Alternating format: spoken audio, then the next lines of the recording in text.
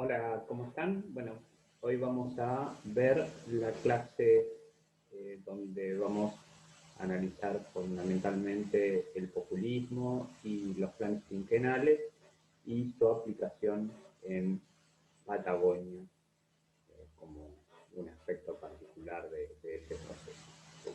Eh, en particular vamos a tratar de pensar la relación tanto del populismo como de la posterior aplicación en Patagonia de algunas de esas perspectivas y la relación de estos programas de desarrollo con la idea de industrialización. ¿Sí? Estén muy atentos, atentas a los años para no confundirse. ¿Sí? Por un lado vamos a ver el desarrollo de los planes quinquenales, del populismo, la industrialización, que serían los años del peronismo, especialmente, los años que van de 1945, 1946 a 1955, y la aplicación en Patagonia del desarrollismo posterior a ese periodo, ¿sí? Es más propio del desarrollismo, justamente, como lo nombré recién, que son años posteriores, especialmente la presidencia de Frondizi, que va del 58 a 62, pero también años posteriores que van a estar marcados un poco por esa impronta desarrollista, que tiene aspectos que dialogan con el populismo, por ejemplo, y con todos los programas de intervención del Estado en la economía, por ejemplo, ese justamente, la idea de que el Estado tiene que intervenir en la economía, de que el Estado tiene que propugnar el desarrollo de los sectores especialmente atrasados o de las regiones que han quedado un poco marginadas de los modelos de industrialización y desarrollo. Y por otro lado, también tienen en común la idea esta muy fuerte en esa época, casi, o sáquenle casi hegemónica en esa época, de una concatenación ideal entre industrialización, crecimiento y desarrollo, ¿no? Un poco la idea de que esos tres conceptos eran sinónimos y cada vez se realimentaban, que si había industrialización, eso quería decir inevitablemente que iba a haber crecimiento económico, y si había crecimiento económico, eso era un sinónimo de desarrollo, ¿sí? Estas ideas, brevemente hoy vamos a tratar de ponerlas en duda y vamos a ver que en realidad hay una mucha mayor complejidad de eso, viviendo en una región, en una ciudad como Trelew o como Madrid o como las distintas ciudades de nuestra región, que tuvieron un polo de desarrollo, que tuvieron un proceso de industrialización muy fuerte en los años 70 y 80, creo que esto es muy evidente, ¿no? El crecimiento económico no se iguala con desarrollo. Podemos ver lo mismo en muchos otros lugares, no sé, en San Juan, con los proyectos megamineros, donde hubo un enorme crecimiento económico, pero que no se refleja en términos de lo que uno podría formular como la noción de desarrollo, una idea más armónica, más de interrelación de los distintos actores de la sociedad, y donde se garantizase, se debería garantizar el acceso de todos esos sectores a mejores condiciones de vida, de habitabilidad, de disfrute del espacio público, de acceso a bienes y a distintas condiciones de vida mejores.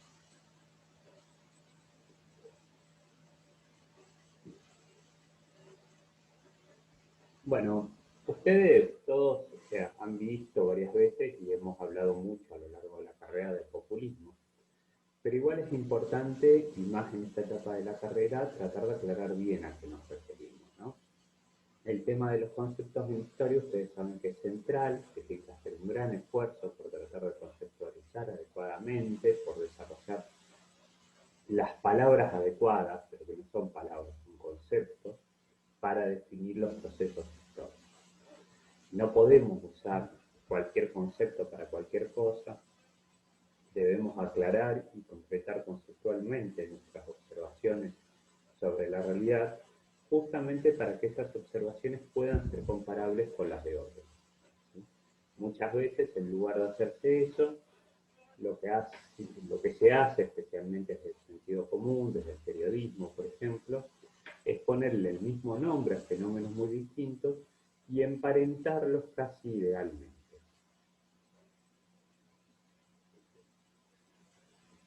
El problema en estos casos suele ser el tema de los rasgos, o sea, cómo determinadas características de una forma que adquiere el proceso histórico en un determinado momento, de un determinado territorio, se reproducen en otro periodo y otro territorio, o en otro periodo en el mismo territorio, pero sin que esto quiera decir que lo que se reproduzca es el proceso histórico en su totalidad, algo obviamente imposible. Entonces, en las dictaduras latinoamericanas es cierto que uno puede encontrar elementos del fascismo, características, pero eso no quiere decir que las dictaduras latinoamericanas hayan sido fascistas. En el gobierno de algún presidente latinoamericano actual puede haber elementos del populismo, retórica, formas, modismos, pero eso no quiere decir que sea populismo. Como ya lo charlamos, en los comportamientos de la clase dominante latinoamericana puede seguir habiendo muchos rasgos propios del modo de ser oligárquico, pero eso no quiere decir que hoy la forma de dominación política sea la de una oligarquía como en 1880. ¿Sí? Los tiempos históricos se modificaron y por lo tanto los procesos también.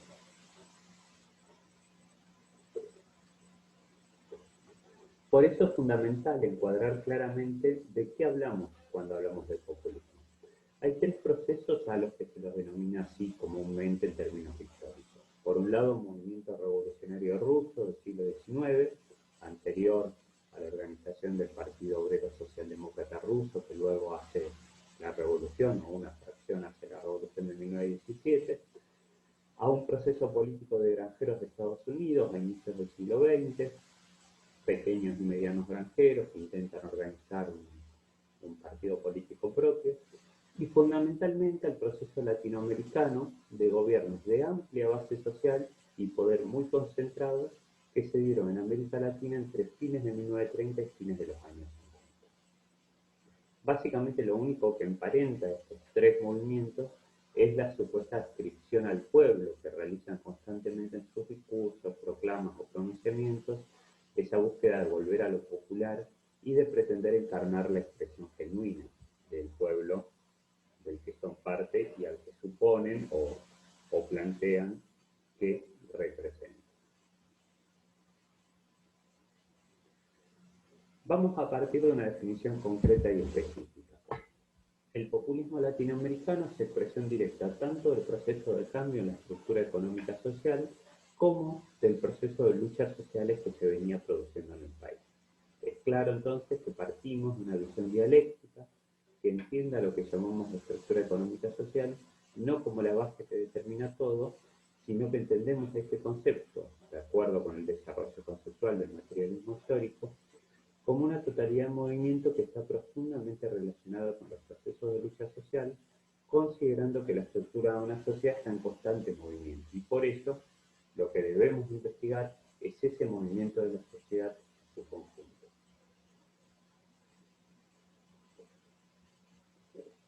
O sea, no es disociable y no es correcto intentar diferenciar, disociar el proceso de cambio en la estructura económica del proceso de transformación en lo que podemos denominar la estructura social. Y obviamente tampoco es disociable del proceso de lucha social. Así, por ejemplo, podemos observar que las distintas intensidades y características del proceso populista en cada país dependen de las particularidades que tenía cada proceso histórico, en especial las distintas características que tenía el proceso de lucha de clases. No será lo mismo el cardenismo, que venía con la Revolución Mexicana a sus espaldas, que el varguismo en los años en que la clase obrera brasileña aún no tenía organizaciones sindicales fuertes y organizadas, o el peronismo, que se gana el apoyo de la clase obrera, pero de una clase que lo condiciona en fuerte medida, ya que tenía una gran organización ya existente. Y como mínimo unos 50 años, 40 años si quieren, desde las primeras huelgas nacionales. Entonces, en primer lugar, el populismo latinoamericano es el resultado de la larga etapa de transformaciones de las sociedades a partir de 1930. Ya vimos cómo en los países centrales esto dio lugar al surgimiento y desarrollo de lo que denominamos o de lo que se denomina comúnmente, nosotros mucho no usamos este concepto o que no nos parece adecuado, pero comúnmente a eso se lo denomina el Estado benefactor. Un poco con esa búsqueda de transformar algunos rasgos del capitalismo, del funcionamiento del capitalismo, para que no cambiara todo. O sea, para salvar el capitalismo en lo que seguramente fue su momento de mayor debilidad hasta el día de hoy.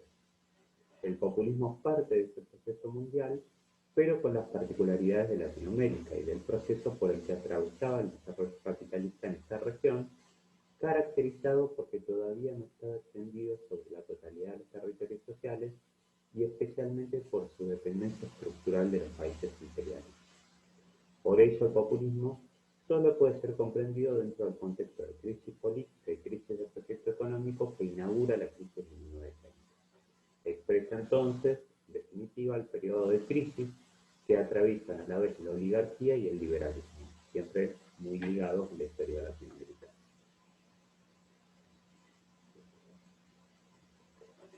El capitalismo entonces necesitaba transformar sus condiciones de reproducción y acelerar su crecimiento.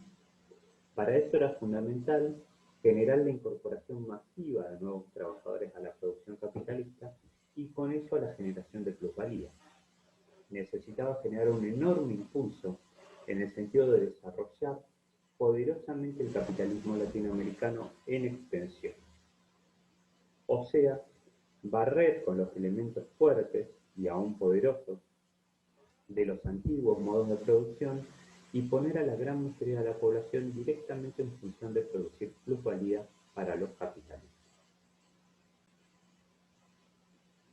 Para explicar esto es bueno tener en cuenta una idea, un concepto, un método, que es el de analizar la división social del trabajo. La división social del trabajo es un indicador del grado de desarrollo de la fuerza productiva y del sentido que va tomando ese desarrollo, de la etapa por la que transita el capitalismo argentino y las estructuras regionales que componen la estructura nacional.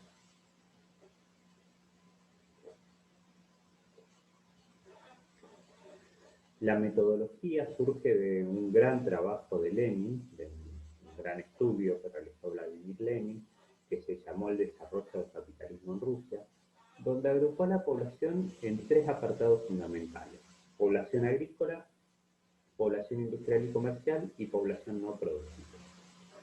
Él va a mostrar que en el desarrollo del capitalismo siempre existen dos direcciones de expansión, siempre está expandiéndose además el capitalismo por su propia lógica de la necesidad de buscar la reproducción ampliada, y esa expansión del capitalismo se hace fundamentalmente en dos direcciones, de las cuales una predomina sobre la otra, según los momentos o los territorios de los que estemos hablando, ¿no? Hay una expansión en extensión que está constituida por la difusión de la esfera de dominio del capitalismo a nuevos territorios sociales que no quiere decir solo en términos geográficos, ¿sí?, sino nuevos ámbitos, nuevos espacios o territorios de relaciones sociales, ¿sí? No solo un territorio en términos geográficos, un lugar, que como nos podría simplificarlo, sino también, por ejemplo, un ámbito de relaciones sociales, la educación, la salud. Transformar eso en negocio implica expandir el capitalismo sobre un nuevo territorio social, ¿sí? También implica expanderlo, implica, desarrollarlo en extensión, imponer las relaciones sociales capitalistas a un territorio geográfico donde antes no existía. En 1880, en Patagonia, en Pampa de Patagonia, ¿no? A través de la conquista militar se expanden y se imponen en esos nuevos territorios las relaciones sociales capitalistas. Entonces, la expansión en extensión está constituido por la difusión de la esfera de dominio del capitalismo a nuevos territorios sociales donde las relaciones sociales preexistentes van siendo descompuestas o destruidas mientras se van construyendo las relaciones propias del capital, ¿sí? Se destruye lo antiguo, se construye lo nuevo.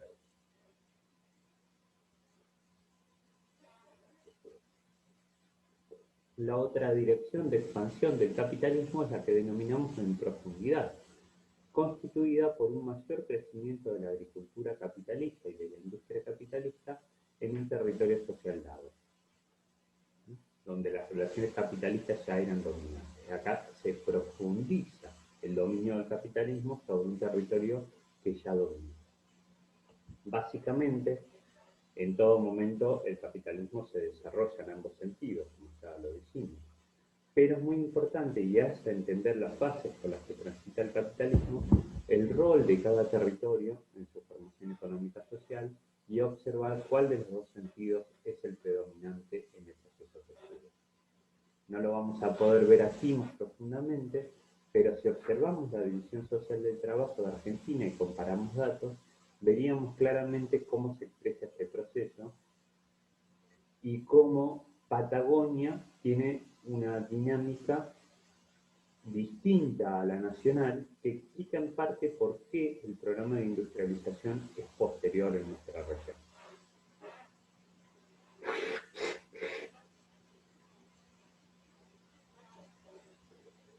Comprendemos entonces al populismo como la afirmación del proceso de desarrollo y consolidación del dominio del capital industrial en América Latina.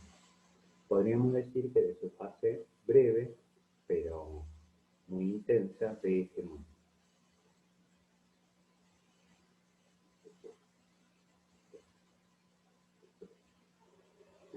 El capitalismo industrial venía desde hacía años desarrollándose en los intersticios que le dejaba el capitalismo de base agraria, agroexportador y comercial. Ya durante la Primera Guerra Mundial había adquirido un poco de mayor peso por el proceso de sustitución de importaciones, pero es un proceso que la oligarquía frenó tras la finalización de la guerra. Después de la crisis del 30, la lucha entre estos dos grupos, entre los grupos terratenientes y la burguesía industrial, tomó características más fuertes. En Argentina esto se observa, por ejemplo, en el Pacto Roca-Rounciman y en la fuerte oposición política y social que se genera, pero aún más claramente se expresan las jornadas que se simbolizan en el 17 de octubre de 1945, o sea, en las luchas sociales donde el capital industrial logra construir una alianza con la gran mayoría de la clase obrera y dirigir además esa alianza.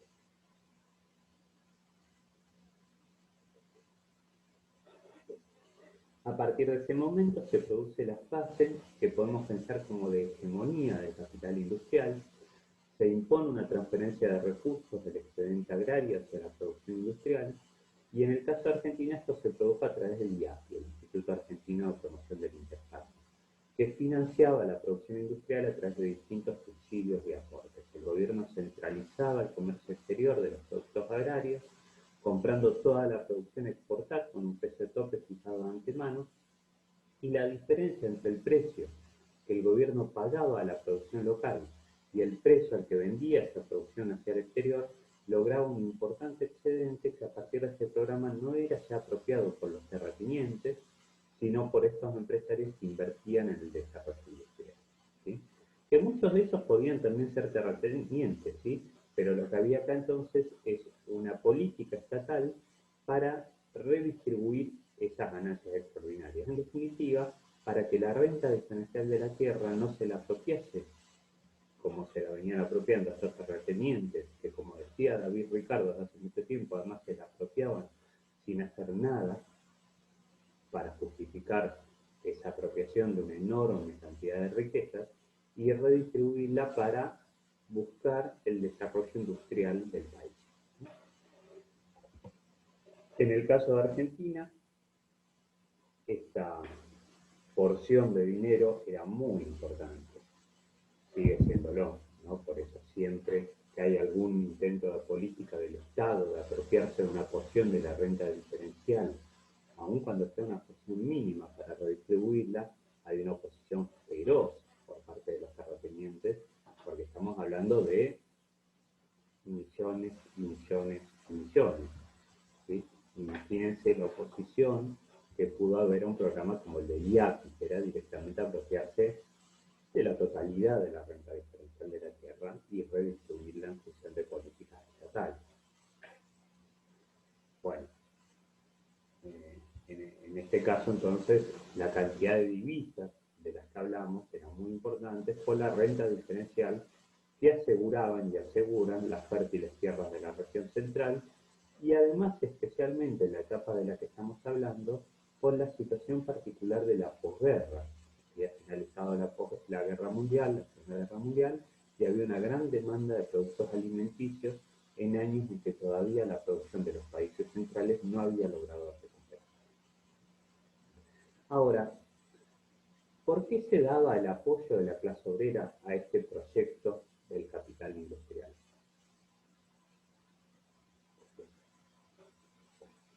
Bueno, en gran medida porque este capital industrial necesitaba un nuevo tipo de clase obrera y una nueva relación con esa clase obrera.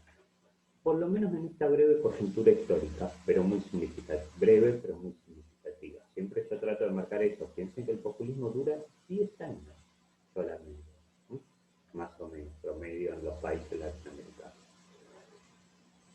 Necesitaba trabajadores capacitados, formados, en buenas condiciones físicas, que pudieran desarrollar la totalidad de las tareas, algunas de ellas bastante complejas, que demandaba el capitalismo en ese momento.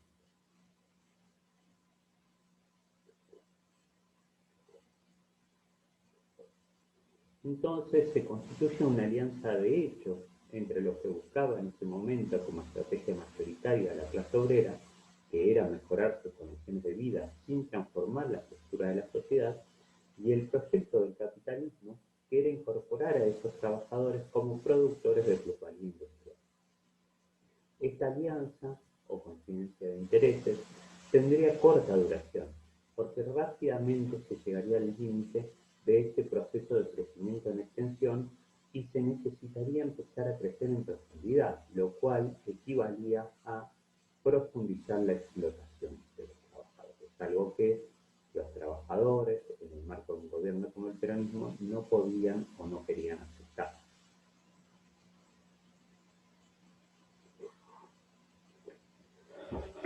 Debemos entender entonces que la complejidad política del populismo pone de relieve, resalta, la complejidad de las condiciones históricas dentro de las cuales se produce. El populismo puede pensarse como una manera determinante y concreta de manipulación de las clases populares, pero de la misma forma representa un medio de expresión de las inquietudes de esas clases populares.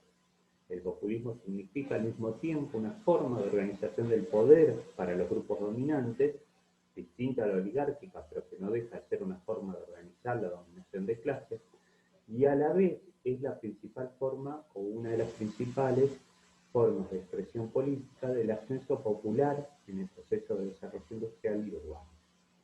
Esto es, al mismo tiempo, un mecanismo a través del cual los grupos dominantes ejercen su dominación y a la vez un medio de amenazar, al menos potencialmente, esa dominación.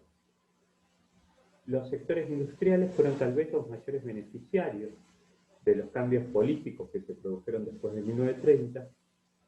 Sin embargo, como también sucedió con otros gobiernos que transformaron el capitalismo, al menos parcialmente, para salvarlo, como Roosevelt y el New Deal, en general la burguesía nunca reconoció ni agradeció esto al populismo. Tendríamos que sospechar que a veces el capitalismo necesita esos reajustes violentos de sus reglas de juego, reajustes que aparecen como amenazantes para el burgués individual que prefiere la calma y el orden, y que si bien es favorecido en términos de clase, al no serlo o temer individualmente, comienza a tomar una posición de cada vez mayor oposición a esos proyectos que se le presentan como complejos de entender, como ambiguos. Porque lo que sucede es que la incorporación de esta masa de población a la producción implicaba también su incorporación a la vida urbana y con ello a la vida política más activa aún que la que ya tenían en años previos. Por eso el populismo también expresa la ampliación de la ciudadanía, ¿sí?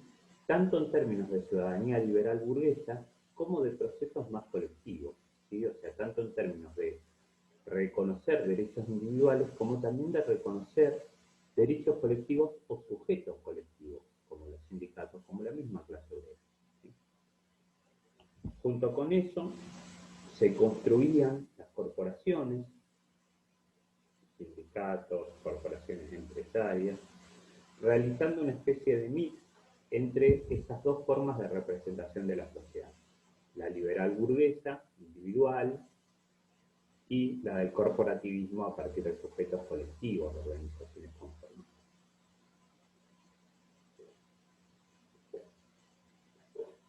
Esto permitía la posibilidad de un mando centralizado con ropaje democrático, donde el líder se presentaba siempre como un supuesto árbitro, como el justo medio entre las clases sociales, en un formato de gobierno para el cual quizás sea operativo utilizar la categoría de bonapartismo, categoría clásica formulada originalmente por Marx para analizar el gobierno de Luis Bonaparte en la Francia del siglo XIX.